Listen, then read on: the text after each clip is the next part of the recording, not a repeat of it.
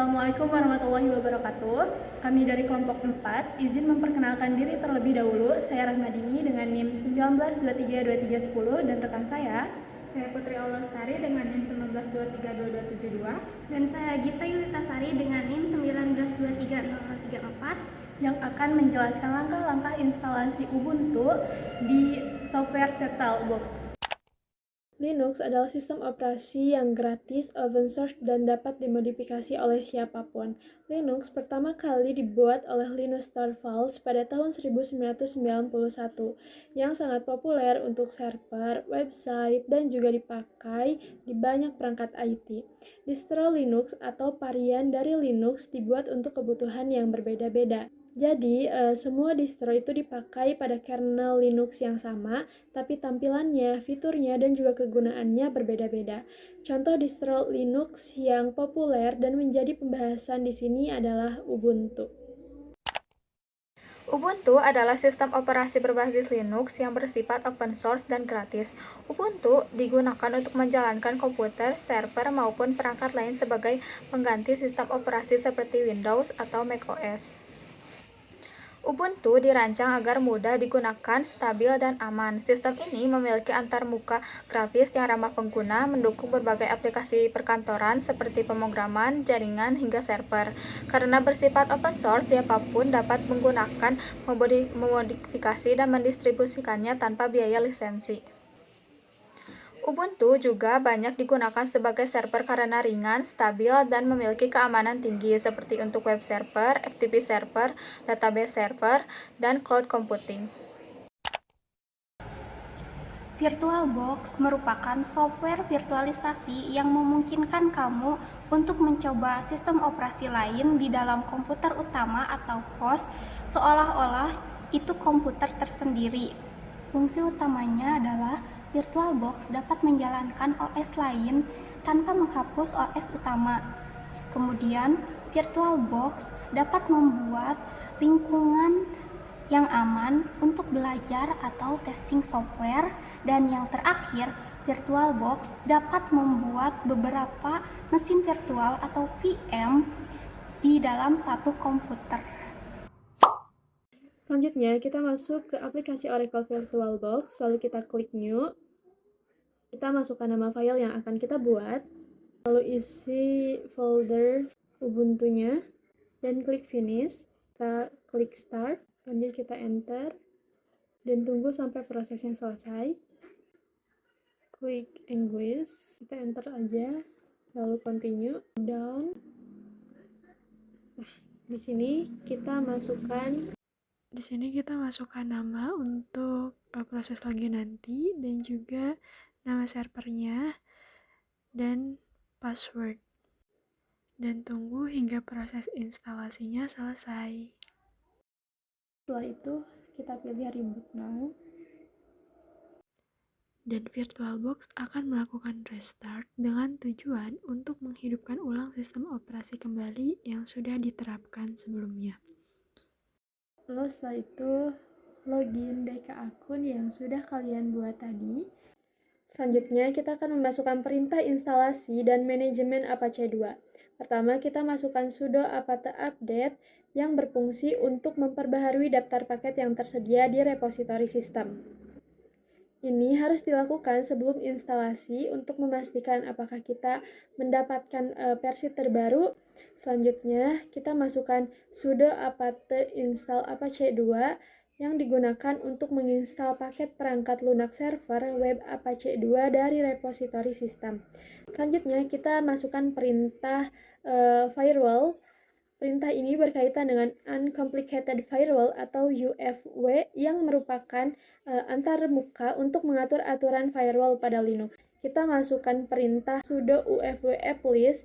Ini bertujuan untuk melihat daftar profil aplikasi yang diketahui oleh UFW, termasuk profil untuk Apache.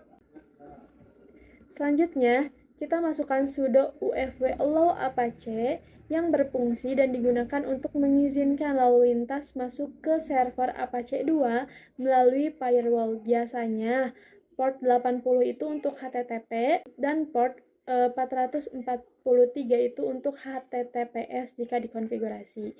Selanjutnya, kita masukkan sudo ufw status yang berfungsi untuk memeriksa status firewall aktif atau tidak aktif dan menampilkan daftar semua aturan firewall yang saat ini diterapkan. Selanjutnya, kita masukkan perintah sudo systemctl status Apache 2 yang berfungsi untuk memeriksa status layanan Apache 2. Perintah ini akan memberitahu kita apakah server ini sedang berjalan, berhenti, atau gagal. Kemudian, ketik sudo apt update yang dimana perintah ini berfungsi untuk memperbarui daftar repositori sehingga kita bisa menginstal aplikasi versi terbaru. Kemudian ketik perintah sudo apt upgrade yang dimana perintah ini berfungsi untuk memperbarui paket sistem agar lebih stabil dan aman. Kemudian ketik perintah sudo apt install vsftpd yang dimana perintah ini digunakan untuk menginstal aplikasi server FTP yaitu vsftpd. Selanjutnya kita ketik perintah sudo systemctl start vsftpd kemudian enter. Perintah tersebut berfungsi untuk menjalankan layanan FTP di server. Selanjutnya ketik perintah systemctl enable vsftpd yang dimana perintah ini berfungsi untuk membuat layanan FTP otomatis aktif setiap kali sistem dinyalakan. Kemudian ketik perintah sudo cp/etc/etc/vsftpd.conf/vsftpd.conf.org di mana perintah ini berfungsi untuk membuat backup file konfigurasi vsftpd sebelum kita mengubahnya. Selanjutnya, ketik sudo nano/etc/vsftpd.config. Perintah ini digunakan untuk membuka dan mengedit file konfigurasi vsftpd atau FTP server di Linux atau Ubuntu. vsftpd atau Very Secure FTP Daemon adalah layanan FTP yang digunakan untuk mengelola transfer file antara klien dan server. Selanjutnya, ketik perintah sudo mkdir -p/home/username/ftp. Perintah ini digunakan untuk membuat sebuah folder bernama ftp di dalam direktori home milik user tertentu pada sistem Linux. Perintah mkdir sendiri berfungsi untuk membuat direktori. Selanjutnya, ketik perintah sudo chown nobody no group/home/username/ftp. Perintah ini digunakan untuk mengubah kepemilikan folder /home/username/ftp agar dimiliki oleh user nobody dan group no group. Perintah chown atau change owner berfungsi untuk mengatur siapa yang menjadi pemilik file atau direktori. Dalam konteks konfigurasi FTP, penggunaan user nobody dan group no group bertujuan untuk meningkatkan keamanan karena user nobody adalah akun dengan hak asasi sangat terbatas yang biasanya digunakan untuk proses layanan yang tidak membutuhkan hak administratif.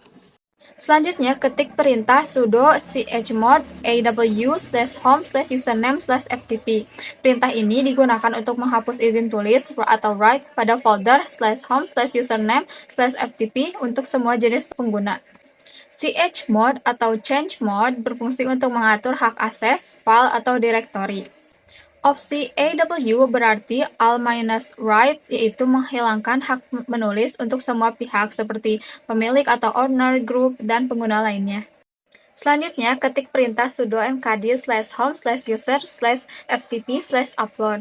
Perintah ini digunakan untuk membuat folder baru bernama upload di dalam direktori /home/user/ftp. Folder upload ini biasanya disiapkan sebagai direktori khusus tempat pengguna diizinkan mengunggah upload file karena folder utama /ftp sebelumnya sudah dibuat hanya sebagai folder baca atau read only. Selanjutnya, ketik perintah sudo chown user/home/user/ftp/upload. Perintah ini digunakan untuk mengubah kepemilikan folder upload agar dimiliki oleh user bernama user dan group bernama user. Selanjutnya, ketik perintah sudo chmod 755/home/username/ftp/upload. Perintah ini digunakan untuk mengatur hak akses atau permission pada folder upload agar sesuai dengan kebutuhan layanan FTP. Angka 755 berarti pemilik folder atau owner memiliki hak read, write, dan execute, sedangkan group dan pengguna lainnya hanya memiliki hak read dan execute saja. Selanjutnya, ketik perintah sudo systemctl restart vs ftpd. Perintah ini digunakan untuk merestart layanan FTP vs ftpd pada sistem Linux agar semua perubahan konfigurasi yang telah dilakukan dapat diterapkan. Perintah ini sangat penting setelah mengedit file konfigurasi seperti /etc/vsftpd.config karena tanpa restart, pengaturan baru tidak akan aktif dan server FTP masih menggunakan konfigurasi lama.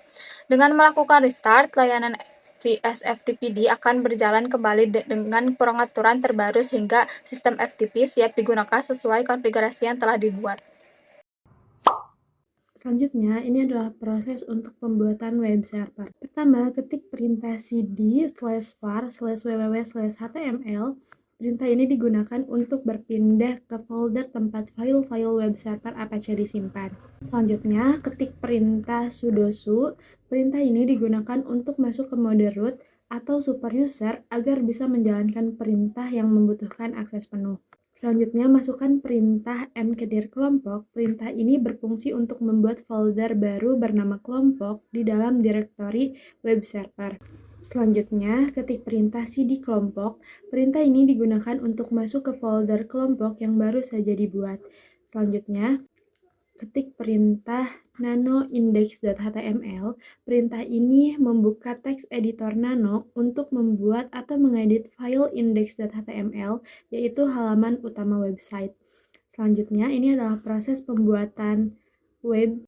Pada langkah ini, kita mengetikkan isi web berupa HTML di dalam file index.html sesuai dengan kebutuhan kita. Lalu, setelah selesai, klik ctrl plus O dan juga enter. Setelah itu ctrl-X. Kombinasi tombol ini tuh digunakan untuk menyimpan file dan juga keluar dari editor Nano. Setelah itu ketikkan perintah apt install nettools. Perintah ini tuh dipakai untuk menginstal paket nettools agar perintah jaringan seperti ifconfig bisa digunakan. Paling penting ini adalah ketik perintah ifconfig. Perintah ini berfungsi untuk menampilkan alamat IP server yang nantinya digunakan untuk membuka website di browser. Lalu setelah itu masukkan IP yang sebelumnya sudah muncul dari ifconfig, dan ini adalah hasil website yang kita buat. Sekian dari penjelasan kelompok kami. Terima kasih sudah menonton. Wassalamualaikum warahmatullahi wabarakatuh.